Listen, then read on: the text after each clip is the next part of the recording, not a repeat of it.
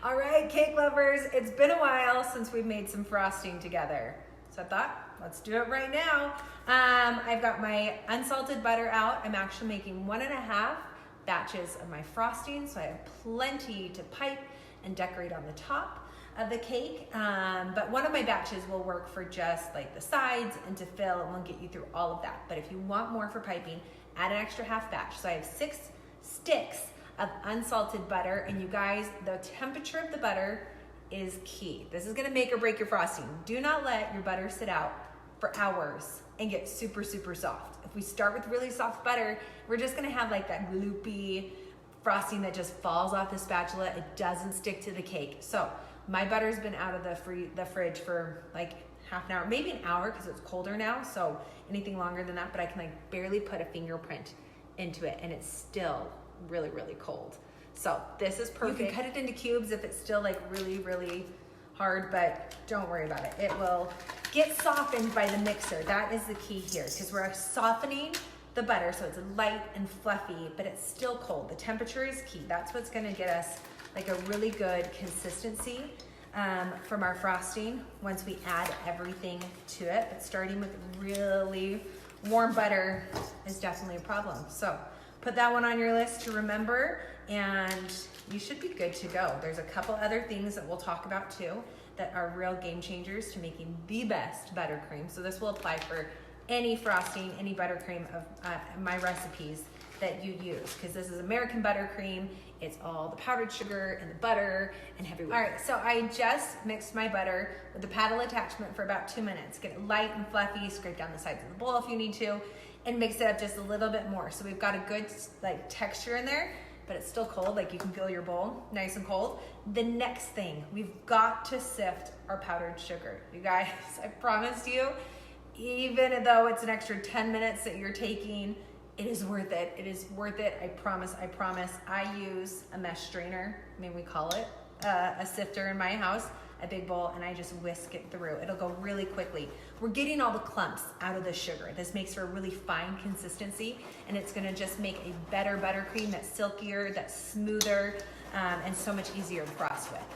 When we're measuring powdered sugar, we're gonna measure and then sift it.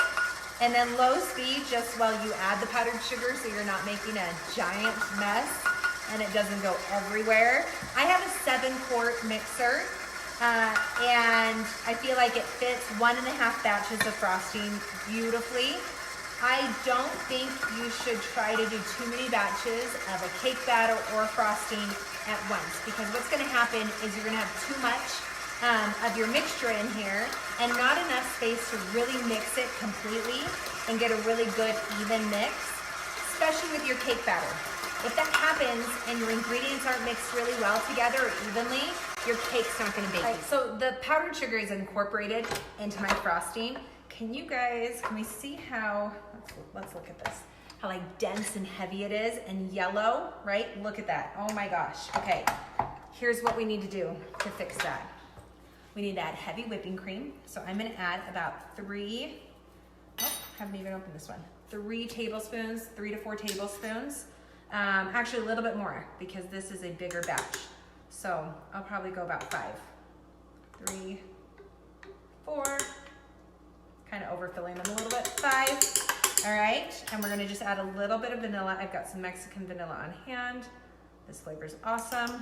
You can use clear vanilla extract so you don't have any brown tint, but I am gonna color this buttercream, so I'm not too worried. All right, now that everything's in here, especially that heavy whipping cream, we're ready to turn it up to medium-high speed. This is the game changer, you guys. Not just mixing, but we're gonna let it mix for like 5 minutes. Medium-high, so it's like a 6. It's gonna get loud. It's like shaking my island right now. It's fine. I grew up in California. It's like a little mini earthquake. But this, it changes the texture. It gets your frosting nearly white, especially if you use that clear vanilla extract. But even with the like Mexican vanilla extract, I'm gonna get this pretty white. I'm gonna show you the difference. Remember how yellow it looked just a few minutes ago. So my frosting has been mixing for about 5 minutes or so, medium high. Look how good that looks. It could probably get even whiter if I use the clear vanilla extract on this one. Like I said, I'm going to tint it. So I'll be showing you this cake tomorrow. But the last thing you need to do before you actually use this on your cake, doesn't matter so much as you fill it and do the crumb coat, but for that final coat of frosting, make sure you mix it by hand. Can you see how rough that looks? When you take your spatula or a big wooden spoon or something and you just mix that by hand for a couple minutes, you're gonna get out all those air pockets, all that air that the awesome mixer put into it, creating a great texture and flavor. But we wanna just mix that out by hand to push out that air so they don't, you don't get all the bubbles or all the holes as you're starting to frost. So there you have it, the best buttercream you're ever gonna make. Really simple things. Use slightly cold butter, sift your powdered sugar, add that heavy whipping cream, and then mix it for a good 5 minutes, get it light and fluffy, and finally, stir it by hand, push out those air pockets, you're good to go. Use it on any of my recipes, all these steps, you guys, it's a game changer. Of course, all of this is on my blog, cakebycourtney.com. Now it's time to frost this cake.